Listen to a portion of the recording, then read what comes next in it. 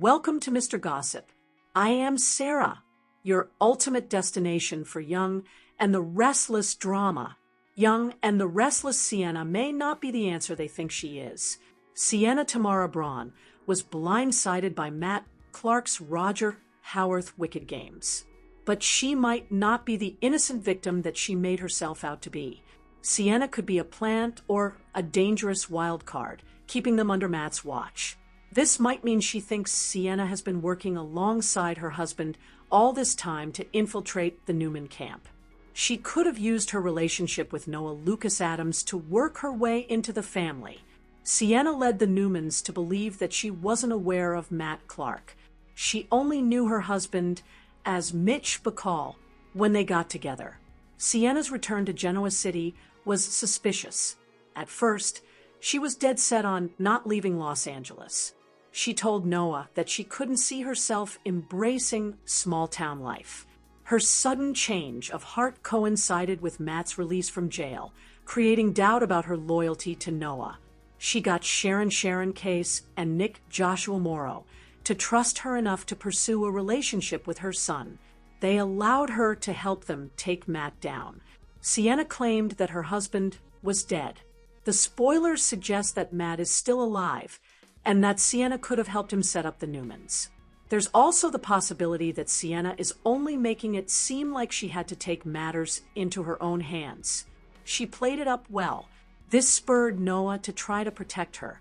Sienna could be playing the Newmans and using her connection to the Genoa City family to ensure that Matt's reign is successful. Sienna may purposely want the Newmans to think that her husband is dead. This makes it easier for Matt to return and strike when they're not looking, and the fallout could be deadlier this time. The young and the restless Friday, May 1st, Matt's alive in the desert. For Friday, May 1st, reveals that there'll be proof that Matt Clark Roger Howard survived his showdown with Sienna Bacall Tamara Braun, who'll be an emotional wreck back in Genoa City. At Sharon Newman's Sharon Case house, she'll gently question Sienna about what she remembers. Sienna will recap her attempt to get through to Matt before the explosion, but things will get blurry when it comes to their confrontation that happened outside the car. Although Sienna will remember Matt chasing her through the desert and eventually being sprawled out on the ground, she won't recall the details. Sharon will wonder if Sienna checked for a pulse, but Sienna will keep insisting he was dead. Since Matt hasn't turned up deceased yet, Sharon will obviously have some doubts about him being gone for good. Sienna will eventually decide all these questions are too much for her, so she'll rush out of the cottage before Noah Newman Lucas Adams runs after her.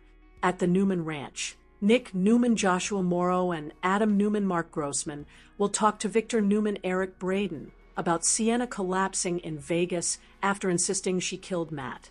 Victor will also inquire about Nick's health, so Nick will break down in tears as he explains how he got hooked on fentanyl. Some of that's on Matt, but Nick will take responsibility for his part in letting his addiction spiral out of control. Adam will pipe up about Nick getting treatment in an outpatient facility and going to meetings. Nick will praise Adam for all his help and will assure Victor that he's going to get better. So Victor will hug him and trust his son on that. As for the incriminating emails that have surfaced against Phyllis Summers, Michelle Stafford, Kane Ashby, Billy Flynn, and Billy Abbott, Jason Thompson, Nick will doubt their legitimacy. Victor won't admit anything, but he'll act like it doesn't matter since his company was stolen, and he intends to get it back. At the cottage again, Nick eventually speaks with Sharon, who'll worry she pushed Sienna too hard. There'll be lingering questions about Matt, and whether he's really gone for good. Somewhere in the desert on Friday's episode, Matt will be seen on the ground with a head wound before he opens his eyes. At Crimson Lights, Victoria Newman Amelia Heinley will hand over the incriminating emails against Phyllis, so Christine Blair Romalotti Lauralee Bell will point out that Kane and Billy are implicated in all this. Victoria will minimize Billy's role, but she'll also act like she's fine with letting the chips fall where they may, even when it comes to the father of her children. At the Michael Baldwin, Christian LeBlanc will admit that if he represents Phyllis, Victor will consider it a major betrayal. That's why Michael will still be mulling over his options. But Phyllis and Lauren Fenmore Baldwin Tracy Bregman will push him to be on Phyllis's side. Michael will suggest Phyllis should take a plea deal, or even see if a deal with Victor is still on the table. Since Michael went behind Phyllis's back to try and negotiate an agreement, she won't be happy about that. Phyllis will eventually realize Michael is still on Team Victor as far as she's concerned, so she'll plan to find a new attorney to lead her legal team and stomp off. Lauren will also lash out at Michael and accuse him of not being able to let Victor go. Back at the ranch, Victoria will spread the young and the restless is Darin Brooks joining Sally's ex from the bold. The beautiful comes to GC. Reveal that Sally Spectra's Courtney Hope past has been haunting her now that Billy Abbott Jason Thompson has popped the question. Sally didn't give Billy an answer right away and ultimately opened up to Audra Charles Zuleika Silver about her history being a factor. I was engaged before in LA a couple times to the same guy. His name was Wyatt, and he kept breaking things off with me to be with this other woman, Sally admitted in the April 30th episode. Of course, Sally was talking about Wyatt Spencer Darin Brooks, one of her former flames from her days on The Bold and The Beautiful. Flo Logan Katrina Bowden was Wyatt's high school sweetheart, and the woman Sally was in competition with for his heart. Sally also confessed that she did things she's not proud of to try and keep Wyatt. Although Sally didn't go into the details with Audra, fans will recall how Sally faked a terminal illness, held Flo captive, and even plotted to trap Wyatt with a pregnancy. Sally was definitely more of a wild schemer during her time on The Bold and The Beautiful, but she's matured a lot since trading Los Angeles for Genoa City. Sally used to feel like no one ever chose her, but Billy's choosing her with this engagement ring.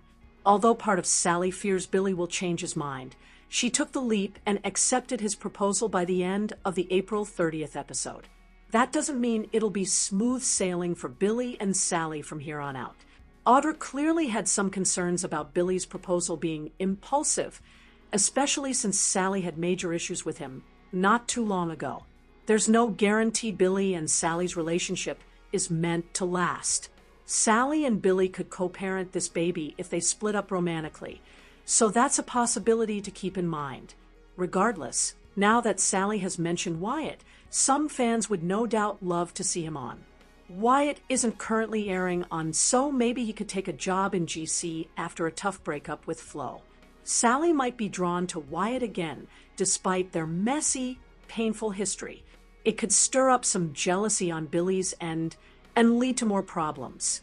Even if Wyatt eventually gets paired with someone else instead, there's room for him on canvas. Back in February, Darin Brooks told TV Insider that he'd be open to joining another soap, so perhaps Genoa City could become Wyatt's new home even for a temporary stint. That said, there have also been some rumblings about Darin Brooks returning to For All the Spencer family drama that's going down, so we'll see how things play out. Recap Friday. May 1st, Sienna swears she killed Matt, but the desert tells a different story. Genoa City Athletic Club. Phyllis rejects Michael's legal advice. Phyllis arrives and meets Lauren and Michael in the lounge. Phyllis wants to discuss hiring new personnel, but Michael insists that it's time to take Victor seriously. Phyllis tries to roll on with hiring talks, but Lauren wants Michael to tell Phyllis about his meeting with Victor. Phyllis is upset that she wasn't informed and also doesn't care what Victor has to say. Michael's patience is wearing thin. He tells her that the reality of her situation is that Victor has all the weapons, and it's not just her situation anymore. Victor regards Michael's representation of Phyllis as a personal betrayal. Phyllis wants to know if Michael is trying to save his relationship with Victor by convincing her to take his deal. Lauren is also suspicious. Michael says he's still considering his options. Phyllis wants to know if she can count on him. Lauren says it would mean a lot to her if he took Phyllis's case. Michael repeats he's still contemplating. Lauren is mad. That's not good enough. She thought he was done acting as an agent of Victor. Michael says this case has nothing to do with his relationship with Victor. He's doubtful that they can establish the emails were faked, especially against the testimony of the former department heads. He also warns that Christine will not be inclined to see things their way. Michael says if she went to trial, he would advise her to accept a plea deal. Phyllis rejects that instantly. Michael says the other option is to not get charged in the first place by caving to Victor's demands. Phyllis is angry now, and Michael gets angry right back. Phyllis has an idea for her defense. Don't lose. Michael isn't impressed. He says she can't beat Victor. Phyllis says she was prepared for this. She'll hire someone willing to fight Victor. She has a list of legal candidates already. Michael grabs her list and looks over it. He's not impressed with the first two names, but says the third one is good. Phyllis grabs the list back and says she'll hire that one. Michael informs her that Victor has already hired the third one on retainer, along with every other decent attorney around. Phyllis says Lauren is the only one who hasn't abandoned her, and Michael objects. He hasn't abandoned her. He just wants her to understand the reality of her situation.